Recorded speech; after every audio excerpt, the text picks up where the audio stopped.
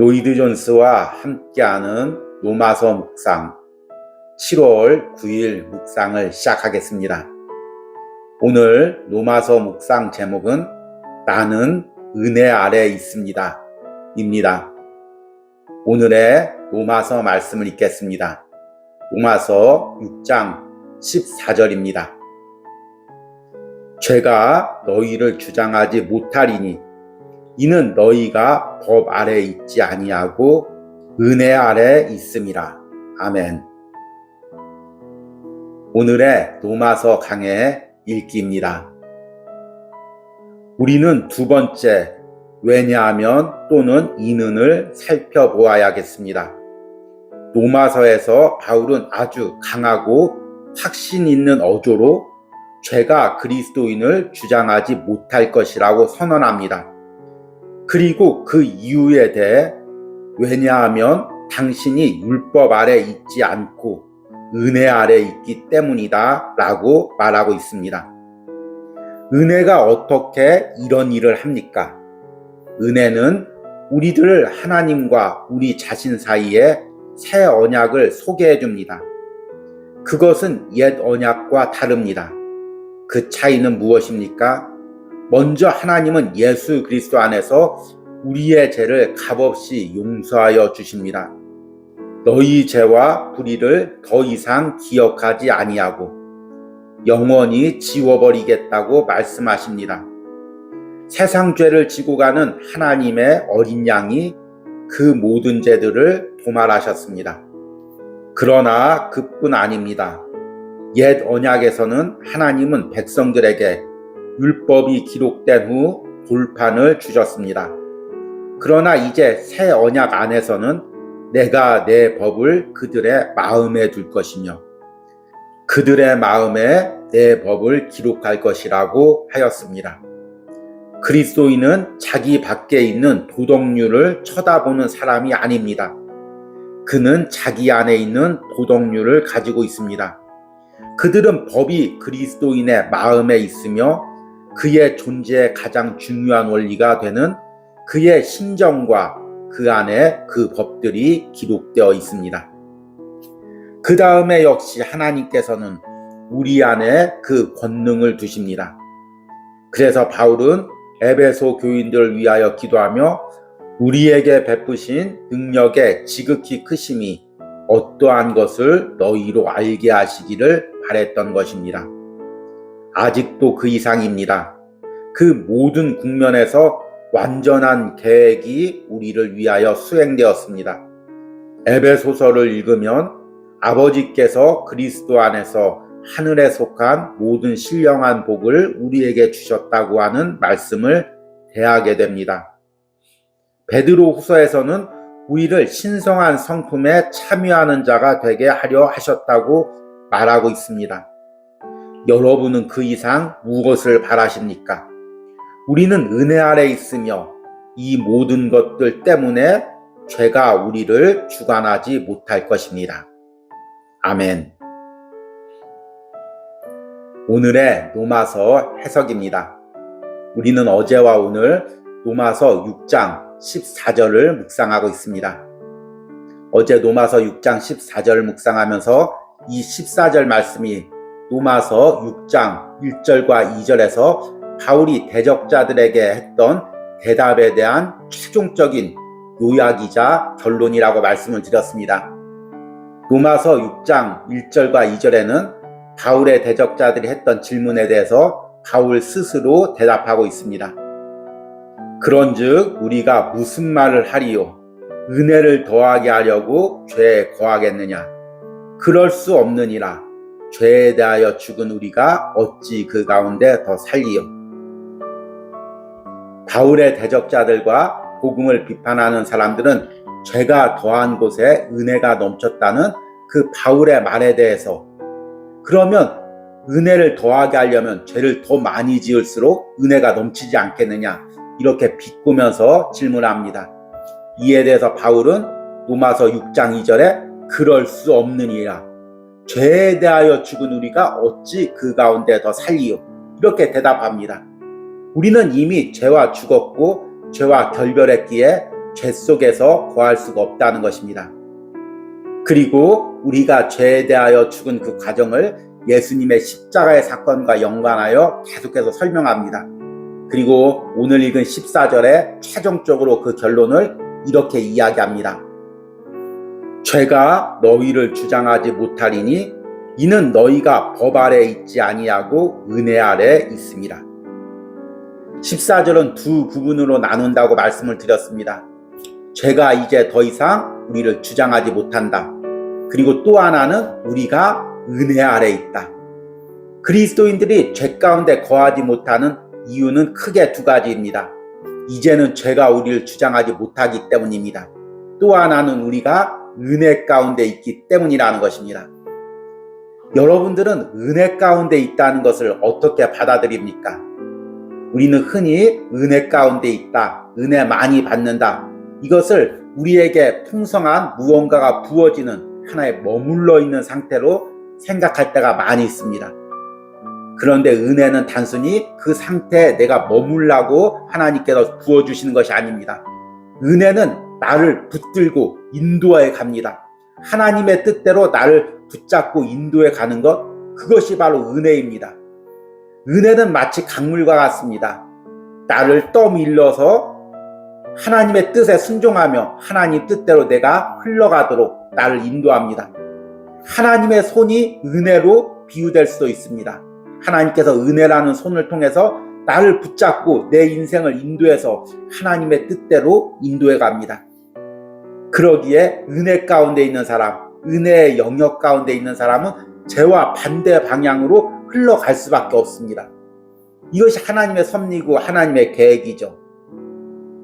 오늘 로마서 6장 14절 후반부에 대한 로마서 강해에서는 이 은혜의 특성을 아주 자세하게, 그리고 신약의 여러 성경 구절들을 인용해서 설명하고 있습니다. 그런데 제가 이 부분들 여러분들이 이해하기 쉽게 짧은 네 부분으로 요약해서 글을 읽어드렸습니다. 첫 번째 은혜의 특징은 죄를 도말한다는 것입니다. 바울은 그리스도인들이 율법 아래 있지 않고 은혜 가운데 있다고 말합니다. 율법은 무엇입니까? 죄를 작은 항목까지 기억하고 그 죄의 결과를 묻는 것이 율법입니다. 그러기에 율법 아래 있는 모든 사람들은 죄의 책임을 져야 됩니다. 그런데 은혜는 죄를 덮는 것입니다. 죄를 멀리하는 것입니다. 하나님께서 그 죄를 도말하여 버리시는 것입니다. 그러기에 은혜 가운데 있다는 것은 죄가 꼬리에 꼬리를 무는 그런 악순환 가운데 있지 않고 이제 새로운 영역에 들어왔다는 그 의미입니다. 은혜의 두 번째 특징은 외부적인 어떤 힘이나 문자적인 법에 이끌려서 사는 것이 아니라 마음 안에 있는 성령의 법 가운데, 인도 가운데 살아가는 것입니다. 세상의 모든 법들은 외부의 시선에 있습니다. 내가 이런 잘못된 행동을 하면 사람들이 보고 그에 대한 대가를 찾습니다. 그러나 그리스도인은 외부의 법에 끌려다니는 사람이 아닙니다. 내 내면에 성령님이 계십니다. 그리고 성령님께서 항상 내 마음을 감동시키고 내 마음을 순종케 하고 또 때론 죄를 지을 때 내 마음을 찔리게 합니다. 그래서 진정한 그리스도인은 내 안에 있는 성령의 법대로 살아가는 것입니다. 성령이 나를 이끄는 대로 살아가는 것입니다. 그리고 세 번째로 은혜 안에 있다는 것은 하나님의 커다란 권능과 능력 안에 있다는 것입니다. 앞에서 비유해서 은혜를 하나님의 손으로 비유했습니다. 하나님이 은혜라는 하나님의 손으로 사랑하는 자녀들 끌고 이끌고 가는 것입니다. 죄악에서 건져내서 하나님의 뜻대로 인도해 가는 것입니다. 그러니 은혜 안에 있는 사람은 절대로 무기력하지 않습니다. 은혜 안에 있는 사람은 절대로 주저앉지 않습니다. 은혜 안에 있는 사람은 낙담하거나 우울하거나 어두운 감정에 빠져 있지 않습니다. 성령님이 주시는 그 권능을 통해서 은혜 가운데 힘있게 살아가는 것입니다. 여러분, 내가 은혜 충만했을 때의 기억을 되살려 보시기 바랍니다. 그때 내 안에 무엇이 있었습니까? 내 안에 은혜가 넘쳤을 때 하나님이 주는 열정과 에너지와 힘이 있었습니다. 이렇게 은혜로 예배드리고 은혜로 주일을 할 수가 있었습니다. 이런 은혜 충만이, 성령 충만이 여러분들 안에 다시 한번 부어주길 바랍니다. 마지막으로 우리가 은혜 가운데 살아간다는 것은 하나님의 계획 속에서 살아가는 것입니다. 하나님은 우리 인생을 향한 계획이 있습니다. 그래서 그 영혼을 예수 그리스도의 피로 구원해 주시고 하나님의 자녀 삼아 주시고 하나님께 예배하는 자로서 주의 일하는 자로서 살아가게 합니다. 그리고 날마다의 삶에서 죄와 싸우게 하시고 죄와 승리케 하시며 예수 그리스도를 닮아서 하나님을 향해 걸어가게 하십니다. 이것이 우리가 앞에서 묵상했던 그리스도의 연합을 통해서 하나님이 우리 인생에 계획하신 것입니다. 그 모든 계획을 하나님은 은혜 안에서 이루어 가십니다. 그러니까 우리가 은혜의 영역 안에 있다는 것, 은혜 안에 있다는 것은 하나님 안에 있다는 것입니다. 하나님의 계획 안에 있다는 것입니다. 그러니 어떻게 죄로 돌아갈 수가 있겠습니까? 어떻게 반복적으로 죄를 지을 수가 있겠습니까? 이 부분을 오늘 읽은 로마서 강의 마지막 부분에 이렇게 이야기합니다. 아직도 그 이상입니다. 모든 국면에서 완전한 계획이 우리를 위해 수행되었습니다. 에베소서를 읽으면 아버지께서 그리스도 안에서 하늘에 속한 모든 신령한 복을 우리에게 주셨다고 하는 말씀을 대하게 됩니다. 베드로 후서에서는 우리를 신성한 성품에 참여하는 자가 되게 하려고 하셨다고 말하고 있습니다. 여러분은 그 이상 무엇을 바라십니까?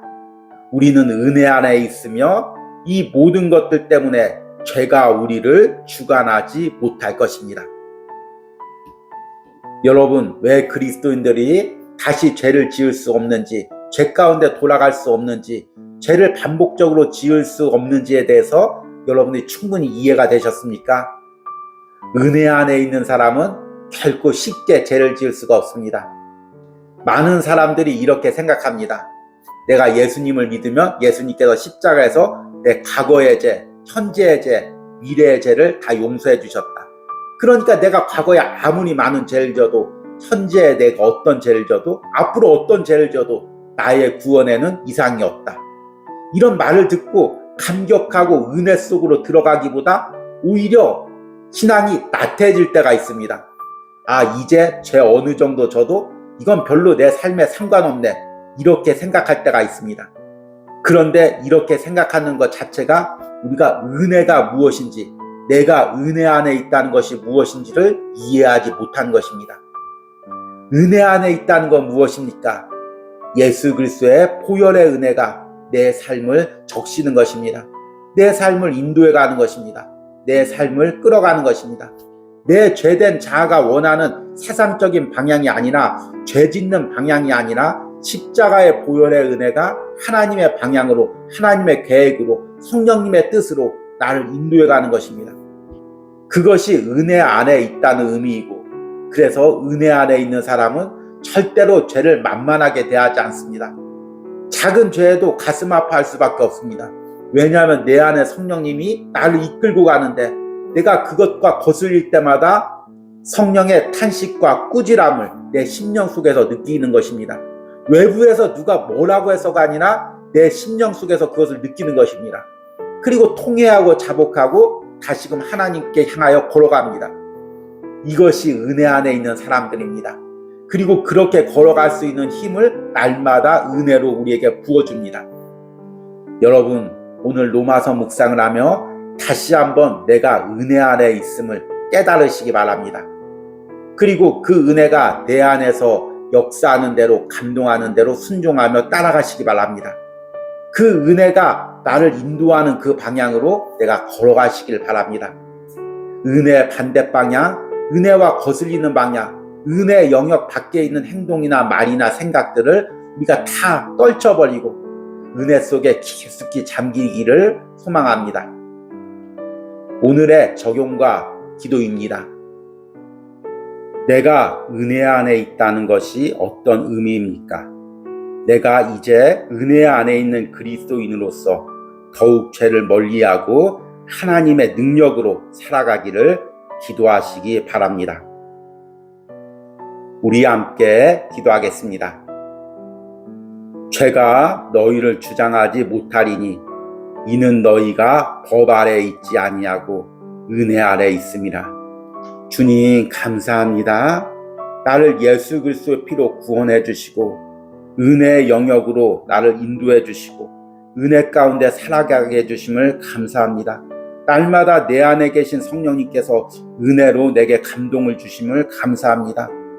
날마다의 삶에서 하나님의 은혜 가운데 걸어가고 또 그 은혜 가운데 걸어갈 수 있는 능력을 날마다 부어주심을 감사합니다. 내가 은혜 안에 있는 자로서 항상 이 은혜의 영역 안에서 살아가기를 원합니다. 은혜로 인도받기를 원합니다. 성령님의 작은 가르침에도 민감하게 반응하고 세상과 죄의 유혹에 무뎌지기를 원하며 더욱더 하나님의 계획에 순종하며 걸어가기를 원합니다. 오늘 로마서 묵상에 동참하는 모든 심령들이 내가 은혜 안에 있음을 깨닫게 하시고 은혜 가운데 더욱더 살아갈 수 있는 확신을 더하여 주시옵소서. 예수님의 이름으로 기도했습니다. 아멘.